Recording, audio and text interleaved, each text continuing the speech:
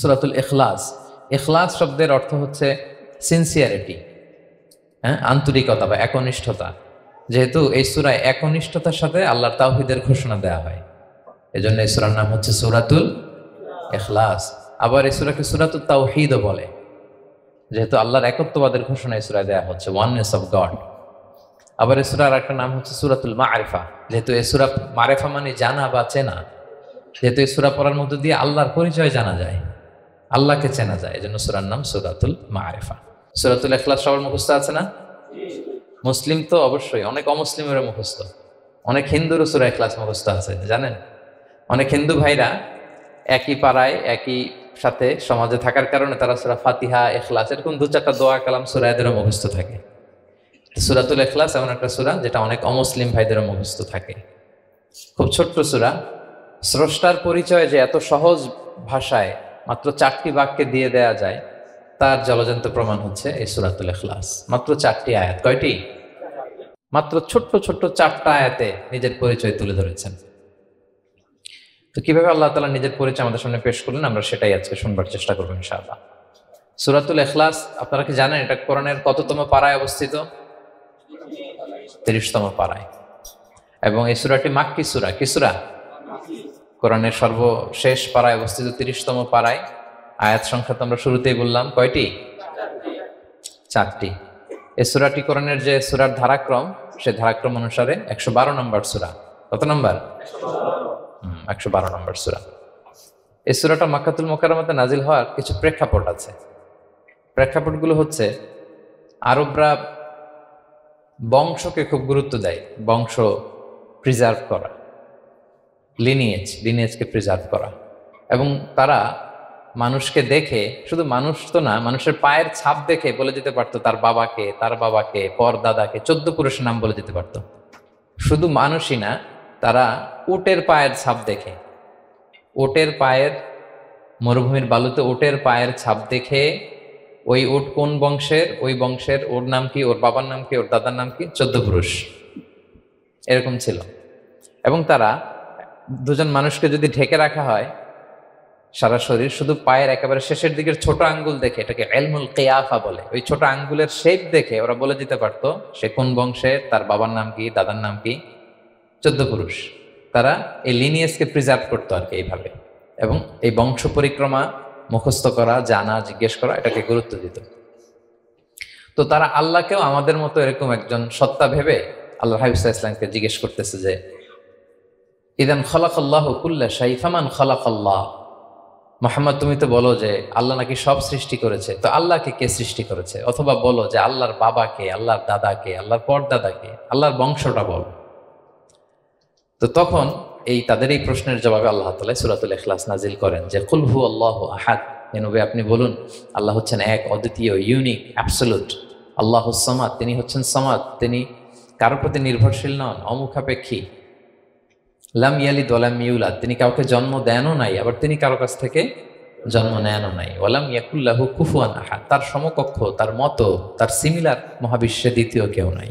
সুবহানাল্লাহ। এটা হচ্ছে শানে নুজুল, কোন প্রেক্ষাপটে নাজিল হয়েছে, এটা হচ্ছে একটা বর্ণনা। আরেক বর্ণনা এসছে, মক্কার মুশরিকরা জিজ্ঞেস করতে আরম্ভ করলো, ইয়া মুহাম্মদ, আমরা জানি মানুষ মাটির তৈরি, ফেরেশতারা নূরের তৈরি মানে আলোর তৈরি, এরপর জিনেরা আগুনের তৈরি, আল্লাহ কিসের তৈরি? আল্লাহ তাআলার বাইয়িন লানা জিনসা রাব্বিক, তোমার আল্লাহর জিন্স বর্ণনা করো, সে কোত্থেকে আসছে, কি দিয়ে, কোন জিন্স থেকে, মানে কোন জিনিস থেকে তৈরি? তখন আল্লাহ তাআলা এই সূরাটা নাজিল করলেন, কুল হু আল্লাহু আহাদ আল্লাহুস সামাদ লাম ইয়ালিদ ওয়া লাম ইউলাদ ওয়া লাম ইয়াকুল লাহু কুফুয়ান আহাদ। এইভাবে অনেকগুলো বর্ণনা পাওয়া যায় যে এরকম এরকম প্রেক্ষাপটে যখন রাসূল সাল্লাল্লাহু আলাইহি ওয়াসাল্লামকে তারা এই সমস্ত প্রশ্ন জিজ্ঞেস করে, তখন তাদের প্রশ্নের জবাব স্বরূপ আল্লাহ তাআলা 4 আয়াত বিশিষ্ট এই সূরাটি নাজিল করেন। তাহলে সূরার কোন প্রেক্ষাপটে, কোন সিচুয়েশনে সূরাটা নাজিল হলো, এটা সবার কাছে ক্লিয়ার না এখন? এই সূরার কিছু ফজিলত পাওয়া যায়। এই সূরার অনেক ফজিলত আছে, অনেক ফজিলত। আমরা কয়েকটা ফজিলত আপনাদের সামনে শেয়ার করবো ইনশাআল্লাহ। এই সূরার 1 নম্বর ফজিলত হচ্ছে, রাসূল সাল্লাল্লাহু আলাইহি ওয়াসাল্লাম বিভিন্ন সুন্নাহ নামাজে, সুন্নত নামাজের দ্বিতীয় রাকাতে এই সূরাটা পড়তেন। যেমন ফজরের 2 রাকাত সুন্নত আছে না, ফজরের 2 রাকাত সুন্নতের দ্বিতীয় রাকাতে রাসূল সাল্লাল্লাহু আলাইহি ওয়াসাল্লাম এটা পড়তেন। প্রথম রাকাতে সূরা কাফিরুন, দ্বিতীয় রাকাতে সূরা ইখলাস, এটা পড়তেন। মাগরিবের নামাজের যে সুন্নাত, সেই সুন্নাতেরও দ্বিতীয় রাকাতে আল্লাহর হাবিব সাল্লাল্লাহু আলাইহি ওয়াসাল্লাম এই সূরাটা পড়তেন। তাওয়াফ করার পরে 2 রাকাত নামাজ পড়তে হয়, জানেন? ওই 2 রাকাত নামাজে রাসূল সাল্লাল্লাহু আলাইহি ওয়াসাল্লাম প্রথম রাকাতে সূরাতুল কাফিরুন, দ্বিতীয় রাকাতে সূরাতুল ইখলাস পড়তেন। বিতিরের সালাতের শেষ রাকাতে আল্লাহর হাবিব সাল্লাল্লাহু আলাইহি ওয়াসাল্লাম সূরাতুল ইখলাস পড়তেন। এই মর্মে অনেকগুলো হাসান হাদিস আছে। তাহলে কখন কখন সূরাতুল ইখলাস পড়তেন রাসূল সাল্লাল্লাহু আলাইহি ওয়াসাল্লাম, কোন নামাজে? ক্লিয়ার না? ফজরের 2 রাকাত সুন্নত নামাজের শেষের রাকাতে, মাগরিবের 2 রাকাত সুন্নত নামাজের শেষের রাকাতে, তাওয়াফের পরে যে 2 রাকাত পড়তে হয় শেষের রাকাতে, বিতিরের সালাতের শেষ রাকাতে। এই সূরাটাকে আল্লাহর হাবিব সাল্লাল্লাহু আলাইহি ওয়াসাল্লাম সুলুসুল কোরআন বলেছেন, 1/3 অফ দ্য কিতাব। কোরআনের 3 ভাগের 1 ভাগ। সূরাতুল ইখলাস তা'দিলু সুলুসাল কোরআন। সূরা ইখলাস হচ্ছে কোরআনের 3 ভাগের 1 ভাগ। তার মানে আপনি যদি একবার সূরা ইখলাস পড়েন, কয় পারা তেলাওয়াতের সওয়াব? 2 বার পড়লে, 3 বার পড়লে, 3 বার পড়লে 1 খতম কোরআনের সওয়াব। আলহামদুলিল্লাহ। কেউ কেউ বলেন যেহেতু আল্লাহর একত্ববাদের কথাবার্তা কোরআনে 1/3 মানে 1/3 জুড়ে আছে, সেহেতু সূরাতুল ইখলাস সুলুসুল কোরআন মানে হচ্ছে যে কোরআনের 3 ভাগের 1 ভাগে আল্লাহ যা নিয়ে কথা বলেছে সূরাতুল ইখলাসের ভিতরেই সেটা সংক্ষেপে চলে আসছে। এজন্য এটাকে বলা হয় 1/3 অফ দ্য বুক, কোরআনের 3 ভাগের 1 ভাগ। এটার আরেকটা, এই হাদিসটা মুতাওয়াতির হাদিস। সূরাতুল ইখলাস তা'দিলু সুলুসাল কোরআন, এটা এমন সংখ্যক, বেশি বেশি সংখ্যক সাহাবী প্রতিটি জেনারেশনে বর্ণনা করেছে, সাহাবী, তাবি। এই হাদিসের ব্যাপারে কোনো ডাউট তৈরি হয় না, কোনো সাসপিশন তৈরি হয় না। খুবই ভ্যালিড এই হাদিসটা, যেটা কোরআনের 3 ভাগের 1 ভাগ।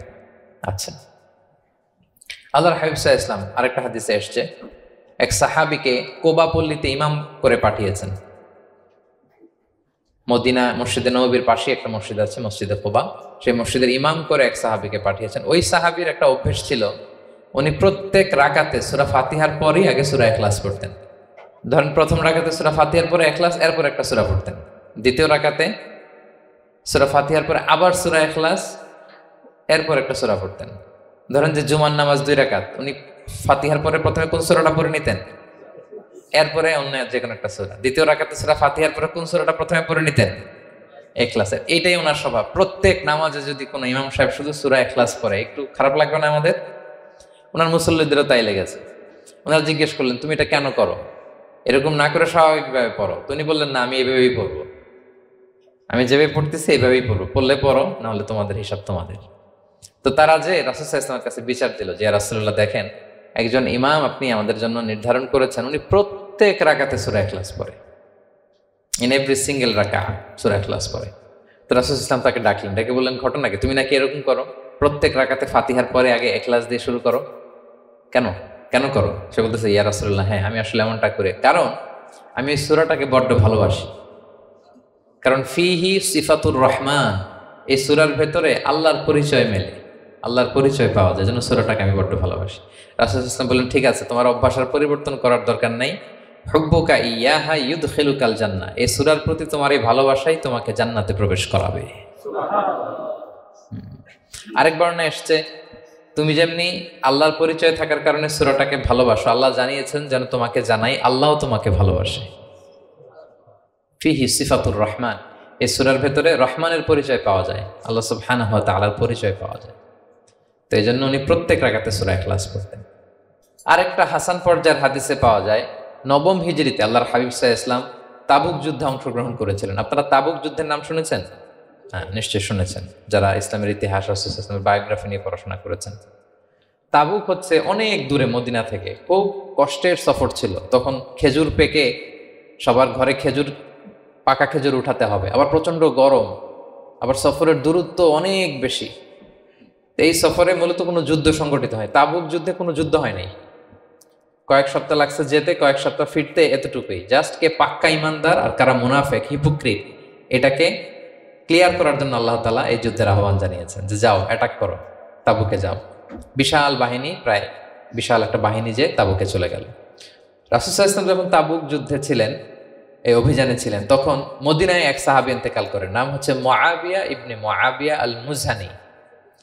তো উনি ইন্তেকাল যখন করলেন, রাসূল সাল্লাল্লাহু আলাইহি ওয়াসাল্লাম তো এত দূর থেকে এটা জানতেন না। জিবরাইল ইসলাম এসে বললেন, ইয়া রাসূলুল্লাহ, মদিনাতে আপনার সাহাবী মুআবিয়া ইন্তেকাল করেছে, মুআবিয়া ইবনে আবি সুফিয়ান একজন সাহাবী আছে, উনি নয়, মুআবিয়া ইবনে মুআবিয়া আল মুজহানি।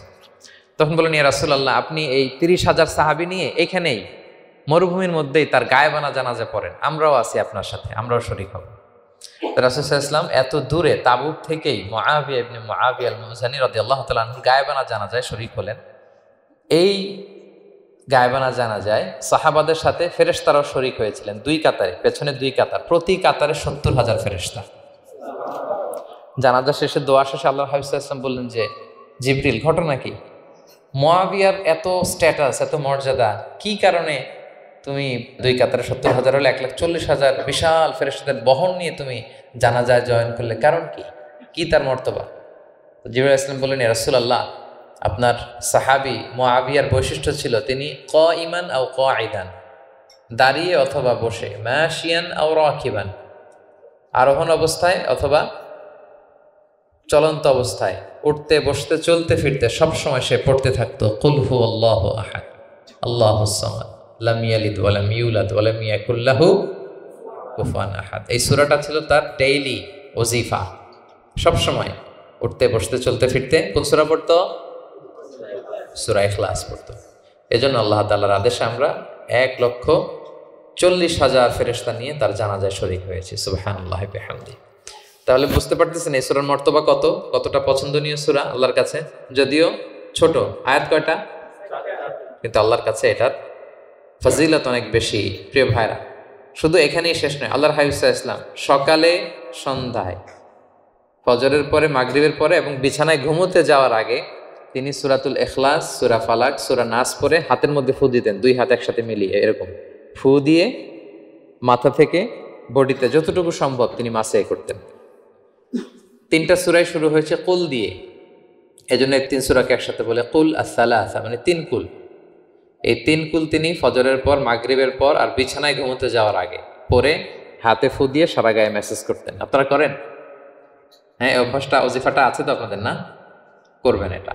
এটা special protection, you will get a special protection from Allah সুবহানাহু ওয়া তাআলা। অনেকে দেখবেন ব্ল্যাক ম্যাজিক করে। ব্ল্যাক ম্যাজিক কিন্তু সত্য, ম্যাজিক করে, সেহের করে আপনাকে দুর্বল করে ফেলবে। স্বয়ং আল্লাহর হাবিব সাল্লাল্লাহু আলাইহি ওয়াসাল্লামকে সেহের করা হয়েছিল। উনি কয়েক মাস স্ত্রীদের সাথে ফিজিক্যাল ইন্টিমেসিতে যেতে পারতেন না, এত দুর্বল হয়ে গেছিলেন। লাবিদ ইবনুল আসাম নামে এক ইহুদি মিত্র, সে জাদু করেছিল রাসূল সাল্লাল্লাহু আলাইহি ওয়াসাল্লামকে। ওনার মাথার চুল চিরুনির ভেতর 11টা গিট দিয়ে সেই ব্ল্যাক ম্যাজিক করেছে। নবী সাল্লাল্লাহু আলাইহি ওয়াসাল্লাম কয়েক মাস অসুস্থ ছিলেন। পরে সূরা ফালাক নাস যখন নাজিল হয় তখন আল্লাহ তাআলা বিষ্ণু সাল্লাল্লাহু সুস্থ করে দিলেন।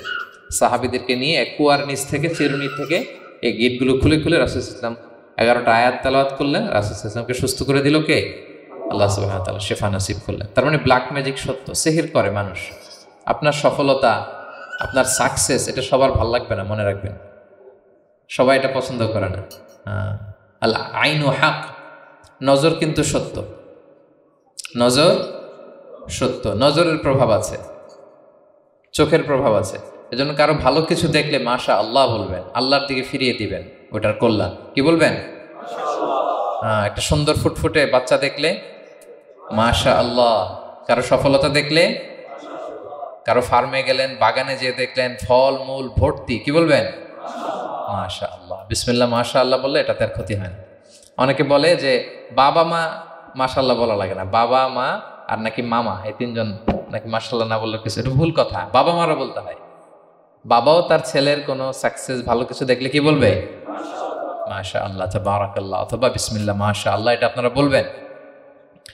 নজরের প্রভাব আছে। আপনি সিম্পলি দেখেন, এই যে আমি আপনাদের দিকে তাকিয়ে তাকিয়ে কথা বলছি, আমি যদি অনেকক্ষণ স্টেয়ারিং করি, কারো দিকে ভেবে তাকিয়ে থাকি, সে ভালো ফিল করবে? কেন? আমি কি তার মারছি, ধরছি, স্পর্শ করছি? কিছুই তো করলাম, শুধু আমি তার দিকে তাকিয়ে আছি। তার মানে এতেই সে অস্বস্তি ফিল করতেছে। ধরেন যে আপনি কোনো একটা প্রোগ্রামে বসে আছেন, আপনার পাশে যে বসে, আপনি তার দিকে এরকম 10 মিনিট তাকায় আছেন, কোনো কথা ছাড়া শুধু তাকিয়েই রইলেন, তার কি ভাল লাগবে বলেন? সে কি কমফোর্টেবল ফিল করবে? সে ভয় পাবে, সে ভয় পাবে, অস্বস্তি ফিল। আপনি কিছুই করেন নাই, না তাকে টাচ করেছেন, না ধরেছেন, ছুঁয়েছেন, কিন্তু শুধু তাকিয়ে আছেন। দেখেন নজরের কি প্রভাব। আল্লাহ আইনু হক, নজর সত্যি। এজন্য কারো সাকসেস দেখলে আমরা সবসময় যেন মাশাআল্লাহ বলি। মাশাআল্লাহ ঠোঁটের সাথে মিলিয়ে রাখবেন। ভালো দেখলে কি বলবেন? মাশাআল্লাহ, মাশা আল্লাহ, বিসমিল্লাহ, মাশা আল্লাহ, মাশা আল্লাহ, তাবারাকাল্লাহ, এটা বলবেন। তাহলে আল্লাহর হাবিব সাল্লাল্লাহু আলাইহি ওয়াসাল্লামকেও সেহের করা হয়েছিল। এজন্য এই সেহের থেকে, ব্ল্যাক ম্যাজিক থেকে, আইন মানে জেলাসি, মানুষের নজর দিয়ে যে হিংসা করে, এই জেলাসি থেকে, মিন শাররি হাসিদিন ইযা হাসাদ, হাসাদ থেকে, মিন কুল্লি মাকরুহিন ওয়া শুরুর, এসব ক্যালামিটি, ডিজাস্টার, এগুলো থেকে পানা হিসেবে আপনি এই ওয়াজিফাটা করবেন। 3 কুল, কুল আস-সালাসা, 3 কুল। আমার সাথে সাথে বলেন, কয় কুল? কি কি? সূরাতুল ইখলাস, সূরা ফালাক, সূরা নাস। এই 3টা পড়ে ফজরের পর, মাগরিবের পর আর ঘুমোতে যাওয়ার আগে হাত দুইটাকে একসাথে করে পরে লম্বা একটা ফু দিয়ে মাথা থেকে মাসাজ করবেন সারা গায়ে। পারা যাবে ইনশাআল্লাহ বিইذنিল্লাহ। এবং আম্মা জান আয়েশা রাদিয়াল্লাহু তাআলা আনহা বলতেন, আমি যখন কখনো অসুস্থ হয়ে যেতাম, অসুস্থ হলে রাসূল সাল্লাল্লাহু আলাইহি ওয়াসাল্লামকে যে যখন কমপ্লেন করি, ইয়া রাসূলুল্লাহ আমি তো অসুস্থ, রাসূল সাল্লাল্লাহু আলাইহি ওয়াসাল্লাম আমাকে এই আমলটা করতে বলতেন। মানে আয়েশা, তুমি সূরাতুল ইখলাস, সূরা ফালাক, সূরা নাস পড়ে সারা গায়ে কি করো? ফু দাও। হ্যাঁ। আলী রাদিয়াল্লাহু তাআলা আনহু বর্ণনা করেন, আল্লাহর হাবিব সাল্লাল্লাহু আলাইহি ওয়াসাল্লাম একবার নামাজ পড়তেছেন, নামাজে তিনি সিজদারত অবস্থায়, ইন দ্য মিন টাইম লাদাগাতহুল আকরা, একটা বিচ্ছু রাসূল সাল্লাল্লাহু আলাইহি ওয়াসাল্লামের আঙ্গুলে কামড় দিল। বিচ্ছু, বিচ্ছুর কামড় খাইছেন? হ্যাঁ, কেমন লাগে? খুব আরাম লাগে? হ্যাঁ, খুব যন্ত্রণা হয়, অনেক যন্ত্রণা হয়। তো রাসূল সাল্লাল্লাহু আলাইহি ওয়াসাল্লামকে যখন কামড় দিল নামাজরত অবস্থায়, রাসূল সাল্লাল্লাহু আলাইহি ওয়াসাল্লাম খুব যন্ত্রণা পেলেন, ব্যথা পেলেন। এই বিচ্ছুটারে লানত করলেন। সাধারণত লানত করতেন না, তিনি বলতেন লানাতুল্লাহি আলাল আকরা, এই বিচ্ছুর উপর লানাত, লা ইয়াদা নাবিয়ান ওয়ালা গায়রা। এই বিচ্ছু নবীও চিনে না, মানুষও চিনে না, মানে কোথায় কামড় দিতে হবে এটাও বুঝতেছে না। শুধু নবী না, সব নবীদের নবী, ওনারা কামড় দিয়ে ফেলছে। তাই আল্লাহর পক্ষ থেকে পরীক্ষা ছিল, কেয়ার করা। উনি ভর্ৎসনা করলেন, লানত করে বললেন, নবীও চিনস না, মানুষও চিনস না, কামড় দিয়ে খুব কষ্ট পাচ্ছেন তিনি। তো আল্লাহ হাবিব সাল্লাল্লাহু আলাইহি ওয়াসাল্লাম বললেন, যাও গরম পানি আর লবণ নিয়ে আসো, এনে এটার মধ্যে ঢালো। তো ঢালতে আরম্ভ করলো। লবণ কিন্তু খুবই ব্যথানাশক, pain killer, natural pain killer. এটার মধ্যে সোডিয়াম ক্লোরাইড আছে, তো এটা গরম করে লবণ মিশিয়ে দিলে যে কোনো ব্যথা ট্যাথা সাথে সাথে ভালো হয়ে যায়। রাসূল ইসলাম বললেন ঢালো। ঢালতেছে, রাসূল ইসলাম পড়তেছেন কুল হুয়াল্লাহু আহাদ আল্লাহুস সামাদ লাম ইয়ালিদ ওয়া লাম ইউলাদ ওয়া লাম ইয়াকুল লাহু কুফুয়ান আহাদ বলে ফু দিচ্ছেন আর ঢালতেছে। ঢালাও শেষ, আঙ্গুলের ব্যথাও শেষ। তাহলে রাসূল সাল্লাল্লাহু আলাইহি ওয়াসাল্লামের একটা চিকিৎসা পদ্ধতি আপনারা জানলেন, তিব্বে নাবাবী, যে সাপ বিচ্ছু কিছু ধ্বংসন করলে ওখানে কুসুম, ওয়ার্ম ওয়াটার, লবণ দিয়ে ওয়ার্ম ওয়াটার করে সেখানে ঢালতে হবে। আর কোন সূরা পড়তে হবে? কুল হুয়াল্লাহু আহাদ আল্লাহুস সামাদ লাম ইয়ালিদ ওয়া লাম ইউলাদ ওয়া লাম ইয়াকুল লাহু কুফুয়ান আহাদ, এটা পড়তে হবে। তাহলে এই সূরার ফজিলত কি জানতে পেরেছেন আপনারা? ক্লিয়ার তো না? আমি রিপিট করি, কি কি ফজিলত বললাম। রাসূল সাল্লাল্লাহু আলাইহি ওয়াসাল্লাম ফজরের নামাজের সুন্নাতে, মাগরিবের সুন্নাতে, তাওয়াফের পরের সুন্নাতে, ভিতরের শেষ রাকাতে সূরাতুল ইখলাস পড়তেন। রাসূল সাল্লাল্লাহু আলাইহি ওয়াসাল্লাম সূরাটাকে সুলুসুল কোরআন, 1/3 অফ দ্য কিতাব বলেছেন। কোরআনের কয় ভাগের 1 ভাগ? এবং এক সাহাবীর ঘটনা তো শুনলাম, সে সব নামাজে সূরা ইখলাস পড়তো। মুসল্লিরা কমপ্লেন করার পরেও সে পড়লো। রাসূল সাল্লাল্লাহু আলাইহি ওয়াসাল্লাম বললেন, কেন পড়ো? বলে যে ফিহি সিফাতুর রহমান, এই সূরা আল্লাহর পরিচয় আছে, এই সূরাটা বড্ড ভালো লাগে। তো রাসূল সাল্লাল্লাহু আলাইহি ওয়াসাল্লাম বললেন, এই সূরার প্রতি তোমার ভালো লাগাই তোমাকে জান্নাতে নিয়ে যাবে। আরেক বর্ণনায় যে তুমি যেমনি আল্লাহর কারণে এই সূরাকে ভালোবাসো, আল্লাহও জানিয়েছেন তিনি তোমায় ভালোবাসেন। এরপর মুআবিয়া ইবনে মুআবিয়া আল মুজানির হাদিস শুনলাম, তিনি উঠতে, বসতে, চলতে, ফিরতে সবসময় কোন সূরা পড়তেন? সূরাতুল ইখলাস। ফলে আকাশ থেকে 1,40,000 ফেরেশতা এসে 2 কাতারে 70,000 করে ওনার গায়েবানা জানাজায় অংশগ্রহণ করেছেন। এবার বলেন, এটাকে আপনারা কি ওয়াজিফা বানাবেন? হ্যাঁ, বানাবেন। ডেইলি ওয়াজিফা, make it your daily wazifa. Recite Suratul Ikhlas every day, especially in the morning and evening. তাহলে সূরার ইন্ট্রোডাক্টরি ডিসকাশন শেষ, নাজিলের প্রেক্ষাপট শেষ, ফজিলত শেষ। এবার আমরা সূরায় ঢুকে যাই। কি বলেন? আউযু বিল্লাহি মিনাশ শাইতানির রাজীম, বিসমিল্লাহির রহমানির রহিম। বিতাড়িত শয়তান থেকে আল্লাহর কাছে পানাহ চাই, পরম করুণাময় অসীম দয়ালু আল্লাহর নামে শুরু করছি। আল্লাহ বলছেন, কুল হুয়াল্লাহু আহাদ। হে নবী আপনি বলুন। ওই যে বারবার প্রশ্ন করে, বাইয়িন লানা জিনসা রাব্বিক, তোমার আল্লাহ কি দিয়ে তৈরি? আল্লাহ কি স্বর্ণের তৈরি, না রূপার তৈরি, না কাঠের তৈরি? এইভাবেই লিটারালি বলতেছে, আহুয়া মিন যাহাব আও ফিদ্দা আও মিন খাশাব। মুহাম্মদ, তোমার আল্লাহ কি স্বর্ণের, না রূপার, না কাঠের? আল্লাহ বলেন, নবী আপনি এটা বলেন। কুল, নবী আপনি বলুন, হুয়াল্লাহু আহাদ, আল্লাহ হচ্ছে এক। তোমরা যেরকম আল্লাহকে ভাবো, আল্লাহ আসলে ওই রকম নয়। আল্লাহর সত্তাটা আমাদের মতো নয়, সৃষ্টিগত সত্তার মতো নয়। আমরা এটাতে প্রায় ভুল করে ফেলি। অনেকে এমন এমন প্রশ্ন করি আল্লাহর সাথে, মনে হয় যেন আল্লাহ আমার একেবারে, আমরা নিজেরা নিজেরা যেরকম ওইরকম। কিন্তু স্রষ্টা যে সৃষ্টি জগতের অনেক ঊর্ধ্বে, এটা আমরা বুঝি না। তিনি সময়ের ঊর্ধ্বে, তিনি স্থানের ঊর্ধ্বে, তিনি কালের ঊর্ধ্বে, সবকিছুর ঊর্ধ্বে। যেমন আমাদের 3টা কাল আছে, হ্যাঁ, অতীত, তারপর বর্তমান, যেটাকে ধরা যায় না, প্রতি সেকেন্ডে, ন্যানো সেকেন্ডে এটা অতীত হয়ে যাচ্ছে, আর যেটা সামনে ঘটবে এটা কি ফিউচার, ভবিষ্যৎ। তা আল্লাহরও কি এরকম অতীত বর্তমান ভবিষ্যৎ আছে? সময়টা আমাদের জন্য, উনি তো সময়ের স্রষ্টা, ওনার সাথে আপনি সময় সেট করতে পারবেন না, উনি সময়ের ঊর্ধ্বে। ফলে উনি এই ইবলিস যে আদেশ ভঙ্গ করা, আদম আলাইসাল্লাম এবং হাওয়া আলাইসাল্লাম পৃথিবীতে আসা, নূহ, দাউদ, হুদ, সালেহ থেকে শুরু করে এই একের পর এক নবী, শেষ নবী, বর্তমান সময়, ভবিষ্যৎ, দাজ্জাল, কিয়ামত, সব তিনি অ্যাট এ গ্ল্যান্সে দেখেন, একবারে ওনার চোখের সামনে। আমাদের মতো অতীত বর্তমান ভবিষ্যৎ ওনার নাই।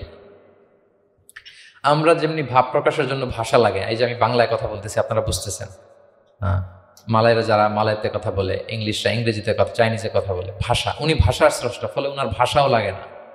কিন্তু উনি বোঝানোর জন্য একটা ভাষা ইউজ করে আমাদের জন্য সহজ করে দিয়েছেন।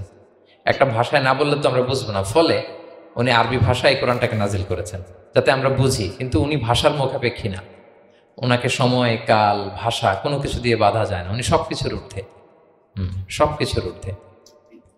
এবং আল্লাহ কোথায় আছেন আমরা বলি যে আরশের উপরে আছেন, সেখানে ওই এরিয়াটা হচ্ছে লা জামান লা মাকান, ওখানে সময়, তারপর কাল, এগুলো ওখানে যায় না। আল্লাহর সাথে প্রশ্নগুলো একেবারেই অবান্তর।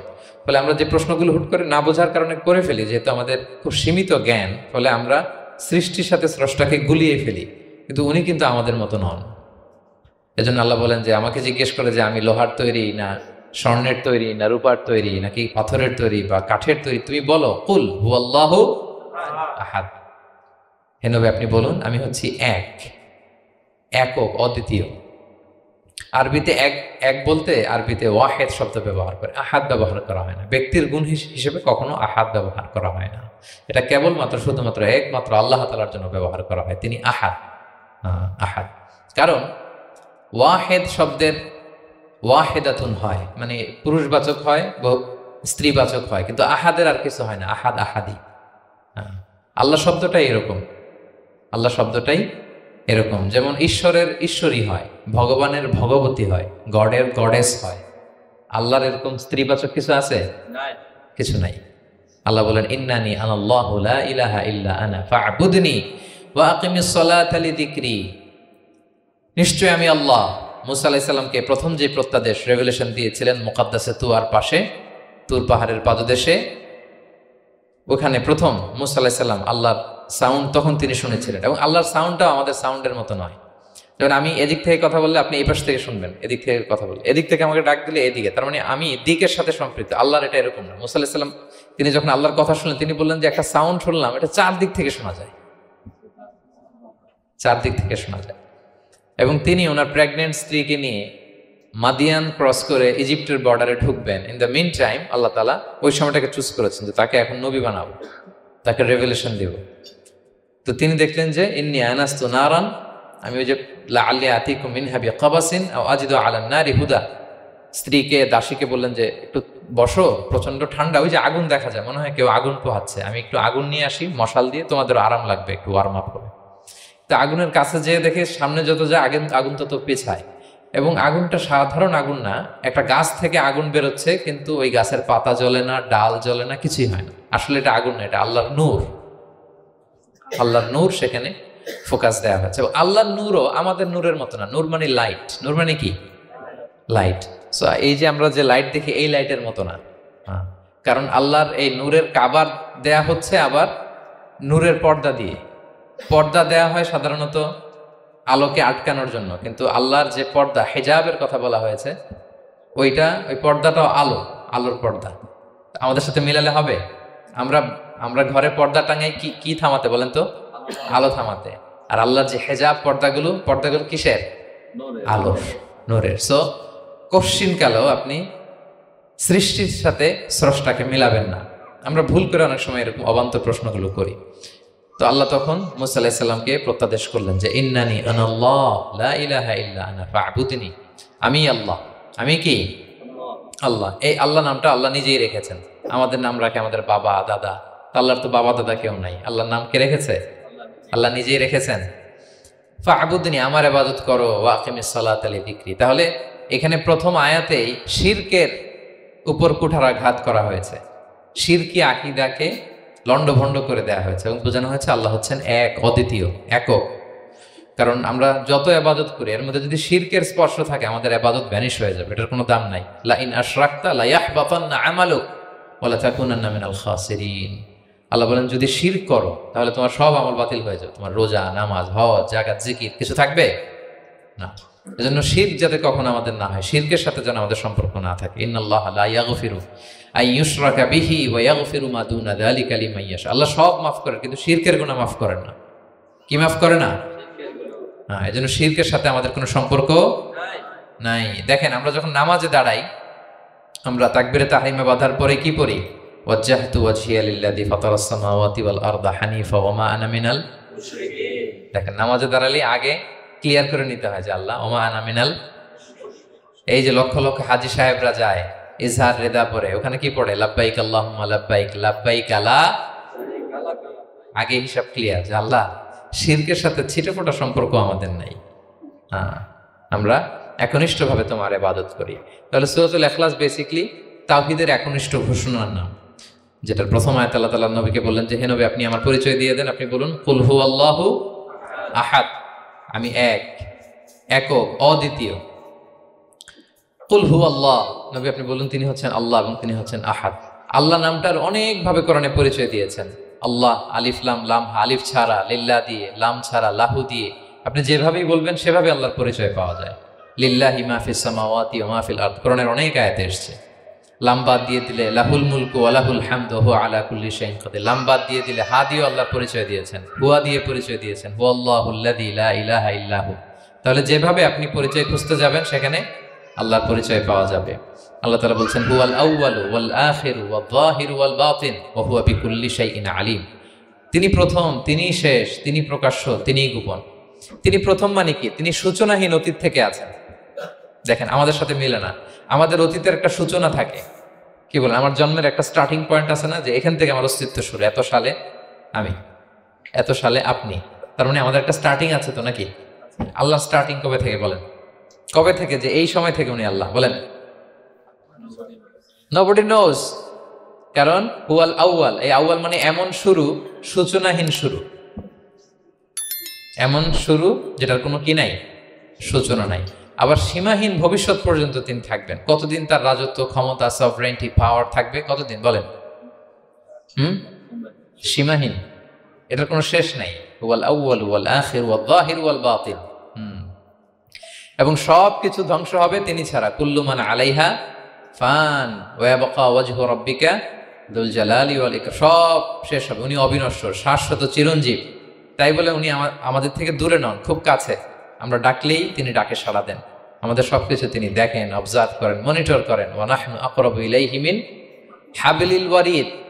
আমাদের এখানে একটা রগ থাকে, এই রগেরও কাছে, তার মানে খুব কাছে, খুব কাছে। আমরা তাকে না দেখলেও তিনি আমাদের দেখেন। লা তুদরিকুহুল আবসার ওয়া হুয়া ইউদরিকুল আবসার ওয়া হুয়াল লাতীফুল খবীর। কোনো চোখ তাকে দেখে না, কোনো দৃষ্টি তাকে আয়ত্ত করতে পারে না, কিন্তু সকল দৃষ্টিকে তিনি আয়ত্তে রাখেন। সুবহানাল্লাহ। এভাবে আল্লাহ তাআলা খুব প্রিসাইজলি 4টা আয়াত দিয়ে নিজের পরিচয় দিয়েছেন। কুল হুয়াল্লাহু আহাদ, হে নবী আপনি বলুন তিনি আল্লাহ, তিনি অদ্বিতীয়। বাংলারও অনেক সীমাবদ্ধতার ফলে আমাকে এক, একক এগুলো ইউজ করা লাগতেছে, কিন্তু আল্লাহর আহাদ বোঝাতে যে এক, একক, এটা যথেষ্ট না। এটা আমার লিমিটেশন, আমাদের লিমিটেশন, ভাষার লিমিটেশন। কিছু দিয়ে তো আমার অডিয়েন্সকে বা আমাদের বুঝতে হবে দ্য এসেন্স অফ গড। এজন্য আমরা বলি এক, একক, অদ্বিতীয়। অদ্বিতীয়টা খুব অনেকটাই পারফেক্ট। তাহলে তিনি হচ্ছেন আহাদ, এবং এই আহাদের লেসন দেওয়ার জন্য সব নবীরা এসেছে। সব নবীরা একই কথা বলেছেন, আদম আলাইহিস সালাম থেকে শুরু করে বিষ্ণু আলাইহিস সালাম পর্যন্ত একই কথা বলেছেন যে ইয়া কওমি ইবুদুল্লাহ মা লাকুম মিন ইলাহিন গায়রু আফালা তাআকিলুন। হে আমার জনপদের লোকেরা, কি হলো তোমরা এত কিছুর ইবাদত করো, দাসত্ব করো, তোমরা ইবাদত করবে এক সত্তার, তিনি কে? মা লাকুম মিন ইলাহিন, তিনি ছাড়া কোনো ইলাহ তোমাদের নেই। তাহলে এই যে ওয়াননেস অফ গড,